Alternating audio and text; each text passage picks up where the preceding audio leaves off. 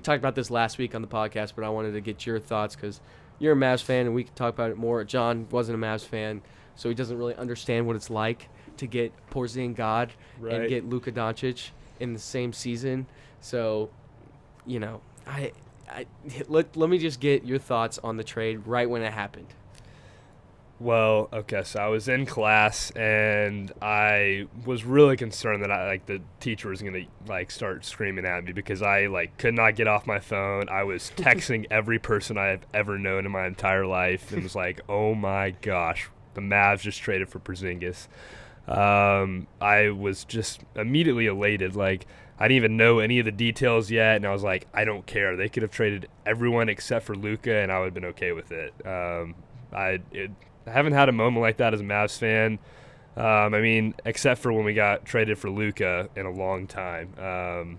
So it was an exciting moment. Yeah. It's been 7 years, 2011. Right.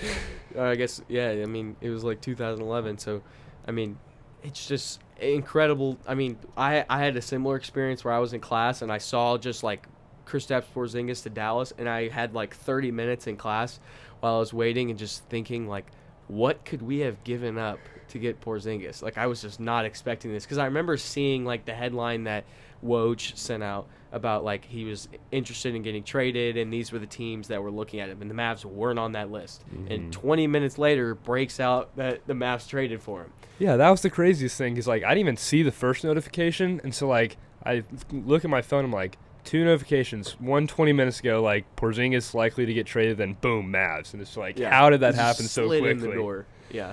I'm very curious how that works because, what did Woj hear? I really just don't know because I brought this up on the podcast last time, but Mark Cuban essentially told the Knicks that, if you're interested in trading Porzingis away at any time, call us. And he essentially called them, or they essentially called Mark Cuban and said, hey, here is the trade, and they said, okay.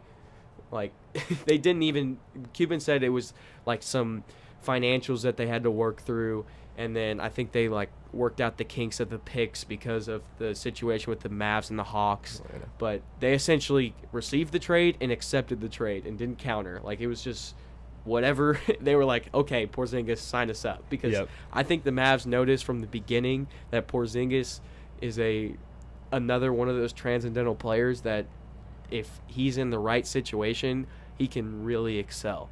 Yeah. And he's 7'3". He's massive. 7'3" and can shoot. And he's a great defender.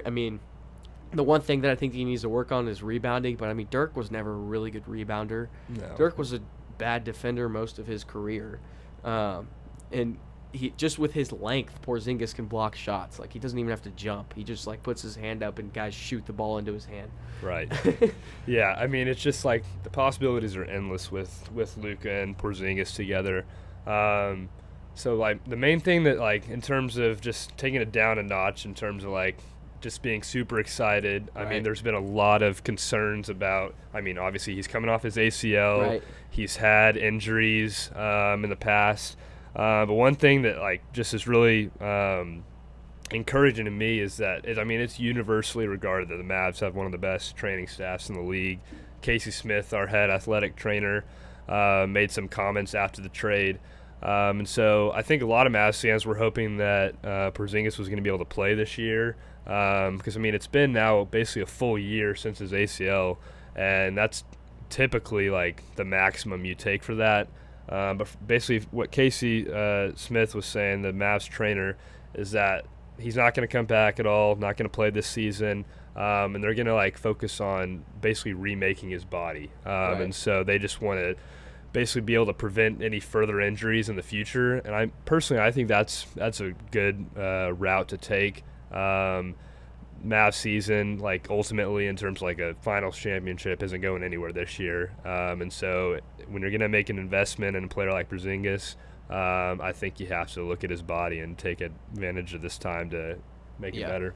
Yeah, and being 7'3" comes with a lot of issues like that, like you said, and being able to recreate his body.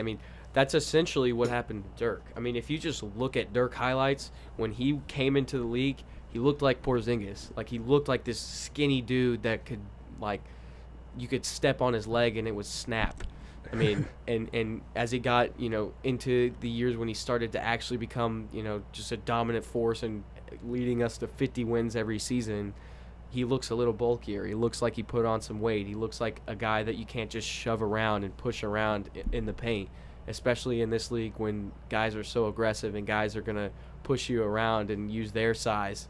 When if you're just that tall and lanky, they're going to push him around. So that's definitely one thing that I think they definitely need to address and that's good that, Casey Smith is one of the best trainers in the NBA, and he's done an incredible job. And the Mavs do not make this trade if they don't get the okay from Casey Smith. Right. They do not let this happen without Casey Smith saying, yes, I believe he can be someone long term that can play and not have injury issues. Right. Mavs fans, we trust Casey Smith a lot. And yeah, but I mean, now you've got two of the best prospects in the NBA under 23 on the same team, and you're setting yourself up for, an opportunity to be one of the better teams in the post Golden State Warrior era. I think that's the biggest thing about this is that, it's been tough the last few years to be an NBA fan just because, it's pretty much a foregone conclusion with what the Warriors are doing. Yeah, and you live with Reggett, who's a Warriors fan. He was on the second episode of the podcast, and you live with him, so you get to hear all day about what it's like to be a Warriors fan and live in the Bay Area and root for the and root for the Warriors. It's for him. It's the best thing ever. He is a legitimate Warriors fan. He has been a fan his whole life. In the Monte Ellis days. Yeah. And so it's you can't fault him at all for being a fan. It's just he's the luckiest fan of all time that you luck into the franchise that became the Warriors. Right. And he's the one dude at Baylor that's actually from San Francisco that actually was a Warriors fan that I know. Yeah, same. That is literally it. But I think this trade just sets us up well because, the Warriors, cross their fingers, aren't going to be the Warriors forever. Right. And there's teams the Rockets come to mind. I'm trying to think of other teams that are really, the Celtics. Win now. That are really good right now.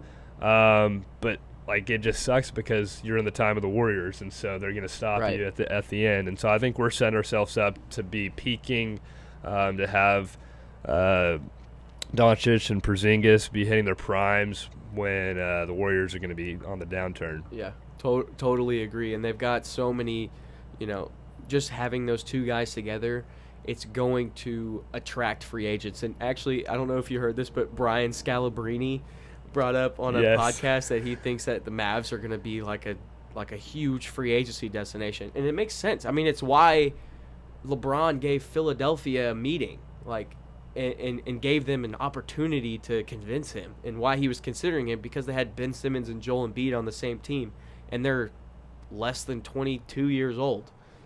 It's as simple as that. If you have two of the best young players in this league, people are going to want to play with them. People are going to want to come to Dallas, and it's not like a Sacramento where nobody wants to go there. Dallas is a fun city. It's not an LA or a New York, but it's also not, the middle of nowhere. It's not like Orlando where no one wants to just go there and go to Disney World every day. Right. But yeah, for sure. And then another thing, big trade. I thought this one made me almost as happy as the Porzingis trade. Not it made me maybe about half as happy, but the Barnes trade. So it was Harrison Barnes for Justin Jackson and Zach Randolph. And essentially, you are getting the $24 million on the books of Harrison Barnes off your books, which is just awesome. They've already gotten rid of Zach Randolph, gotten some of his cap space back, and then Justin Jackson, I believe, is only $2.8 million or 2.6, something like that. So you're essentially knocking out, and we were going to have Barnes. There's no way Barnes doesn't accept his player option this offseason. $25 million. He's not getting $25 million from somebody else. So he was going to accept that player option, which means you have $25 million of Harrison Barnes once again. I love Harrison Barnes. You probably love Harrison Barnes. I think all Mavs fans loved having Harrison Barnes. Great human being, good, solid player. he's just not $25 million. No, and I mean he was our best players for he was our best player for a couple of the darkest years of me being a Mavs fan, and so it wasn't an easy time, but I mean Harrison Barnes was there, giving us 18 points a night, 6 rebounds, playing solid basketball, and on top of that, I mean you mentioned this being an outstanding member of the community. I mean he was awesome in Dallas, and I think that's an important thing when you're looking at people. But yeah, I mean, it is so huge to get his contract off the books because I mean, so now we actually have a max slot this summer that we can hopefully try to woo somebody to play with Luka and Porzingis. Yeah, and that's the thing is there's so many different free agency options this offseason because it's just there's a long list of guys that can be franchise changers.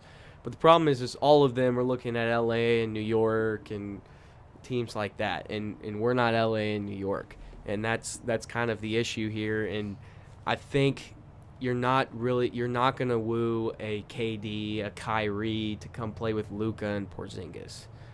I think the only top free agent that you could maybe even secure a meeting with is Clay. Maybe you could maybe get a meeting with him. I don't think you'd even convince him, honestly. I don't think there's no way that Clay just has so many different options right now. I don't see him, coming to Dallas because I think the only reason he would even consider the whole Dallas situation is if he had the opportunity to kind of be the primary ball handler / scorer, and he's not going to be. Right. Like imagine if you just put Clay on the roster right now. I would still put the ball in Luka's hands and do a pick and roll with Porzingis and have Clay on the side. He'd be doing the same thing basically he's doing with the Warriors right now. and just in our offensive system with Luka and Porzingis, hypothetically, he's doing, like you said, he's doing the same thing they did in Golden State. And the only way I see him wanting to come to Dallas is if he can be the man. And he just wouldn't be in our system. Right. Even though I love Clay and he's one of the better players in the NBA, he's not the ball handler that Luka is, and he's not a guy that's going to set the screen and stuff like that. He's coming off the screens, Yeah. But are there any free agents that you think the Mavs necessarily should go after? I mean, yeah, Clay would be my number one, but it's not going to happen. Yeah. I'm trying to think of who all is available this summer. I know Kemba Walker, free Julius agent. Randle even, who's a Dallas guy. Yeah. The problem with that is you might give him too much money. Yeah, he's going to be looking for a big contract. Right. You might end up having to pay him 20 a year, which is tough. And you don't want to get into a situation like Barnes where you think, all right, this guy's good, but the only way we get him is if we give him this money. Right. That's what we had to do with Wes and Barnes. So it'll be interesting for sure. Yeah, I personally don't think they're going to get a marquee free agent. Also, Vucevic is a name that people have thrown around. For that's the what I was trying to think of. Yeah, so that Vucevic, that would be nice. I don't think he's an all-star, 20 and 12 a night, but to me that's not a booming name that like a KD or a Kyrie, but for the future, that is something that, you shouldn't just shrug off because, I mean, he's a solid player. He's just been on the Orlando Magic and been just about the only guy on the Magic that can actually put the ball in the basket lately. Him and Aaron Gordon. Yep. Just kind of a tough situation to watch for sure.